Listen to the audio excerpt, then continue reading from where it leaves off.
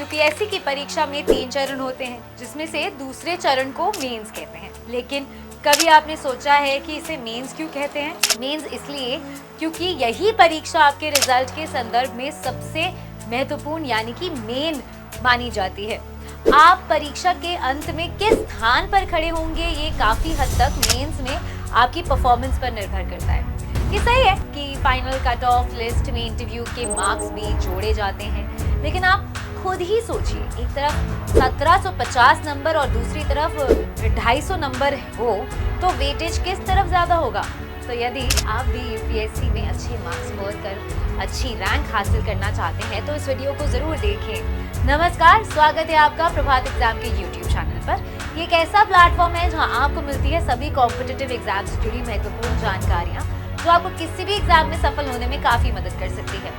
अगर आप हमारे YouTube चैनल पर पहली बार आए हैं तो हमें लाइक और सब्सक्राइब दोनों कर लें और हमारे लेटेस्ट वीडियोस और अपडेट सबसे पहले आप तक पहुंचे उसके लिए बेल आइकन को प्रेस करना भी ना भूलें। तो आइए शुरुआत करते हैं आज की वीडियो की, जो है हाई रैंक के साथ यूपीएससी में सिलेक्शन पक्का है। यूपीएससी मुख्य परीक्षा में 9 वर्णात्मक पेपर होते हैं और इंटरव्यू तक पहुँचने के लिए न्यूनतम आवश्यक अंक लाने जरूरी है। हजारों लोग मुख्य लिखित परीक्षा देते हैं और ज्यादातर सभी एक जैसे ही कंटेंट बुक्स पढ़ते हैं। ऐसे में बहुत जरूरी हो जाता है कि आप अपनी लेखन शैली को अलग कर एग्जामिनर पर अलग इंप्रेशन बनाएं। आपको ऐसी शैली में उत्तर लिखने की जरूरत है जो अच्छी, साफ सुथरी, व्यवस्थित, त्रुटि मुक्त, सौंदर्यपूर्ण हो और जो तथ्यों की आपकी स्पष्ट समझ को भी दर्शाती हो। आज हम आपको बता रहे हैं कि यूपीएससी मुख्य परीक्षा के लिए लेखन कौशल में सुधार करने के कौन से तरीके हैं। ज्यादा से ज्यादा पढ़ें, जितना ज्यादा पढ़ेंगे उतना ही अच्छा लिखेंगे, क्योंकि आपका अधिक पढ़ना इनडायरेक्ट रूप से अच्छी लेखन की तरीके से आपका परिचय कराता है, जो आपके लेखन में भी दिखता है। आईएएस के तैयारी के लिए बहुत अधिक पढ़ना होता है।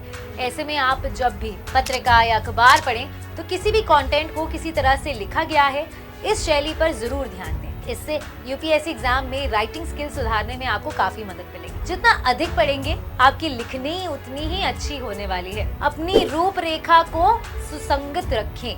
आपकी लेखनी की रूपरेखा लिखित कंटेंट के मेन स्ट्रक्चर को दिखाती है, इसीलिए अपने कंटेंट का आउटलाइन सही करें। आपने जो भी लिखा है या जो आंसर दिया है उसमें इंट्रोडक्शन, बॉडी और कंक्लूजन जरूर हो और वो जितना हो सके सुसंगत हो, इस बात का जरूर ध्यान रखें। आवश्यक शब्दाजल या तकनीकी शब्दों का प्रयोग ना करें। यूपीएससी मुख्य परीक्षा में उत्तर लिखते समय अनावश्यक रूप से तकनीकी शब्दों और क्लिच के उपयोग प्रतिबंधित करें।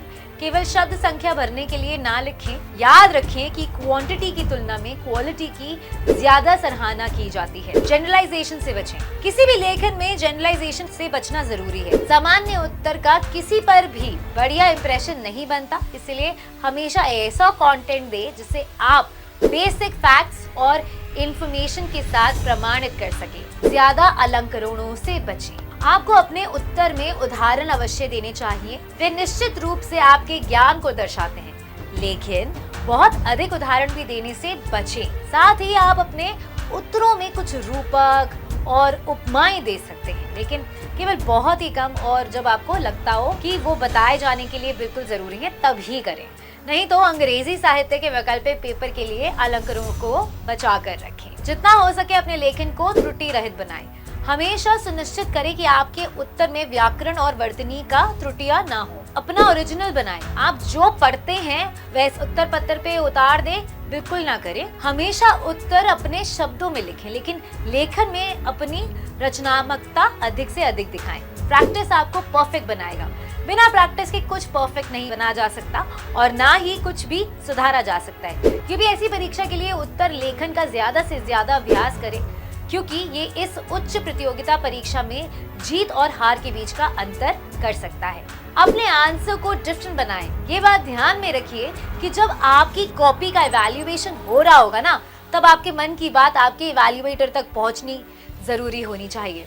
अब सोचिए ना, एक ही सवाल के एक जैसे जवाब पढ़ पढ़कर इवैल्यूएटर को भी बोरियत होने लगती होगी। ऐसे में यदि आपका आंसर इसके दिमाग को एकदम से रिफ्रेश कर देगा तो आपको थोड़े एक्स्ट्रा मार्क्स मिलने की संभावना बढ़ जाएगी। तो अपने आंसर को थोड़ा अलग बनाने की कोशिश कीजिए। इसके लिए आप डायग्राम्स, फ्लो चार्ट्स, बार ग्राफ्स इत्यादि का इस्तेमाल भी कर सकते हैं। उपरोक्त सभी युक्तियों को प्रतिदिन अपने लेखन अभ्यास में शामिल करें। इसमें आप अपने लेखन कला में हर दिन और ज्यादा निपुण होते जाएंगे। आईएएस परीक्षा पास करने के लिए सिर्फ ज्ञान ही काफी नहीं है, आपको अपनी उत्तर प्रति पुस्तिका में सुधार करने वाली प्रशिक्षक को यही समझाने की जरूरत होती है कि आपके पास प्रथम श्रेणी की सिविल सर्वेंट बनने के लिए अच्छी नॉलेज और आइडिया भी है।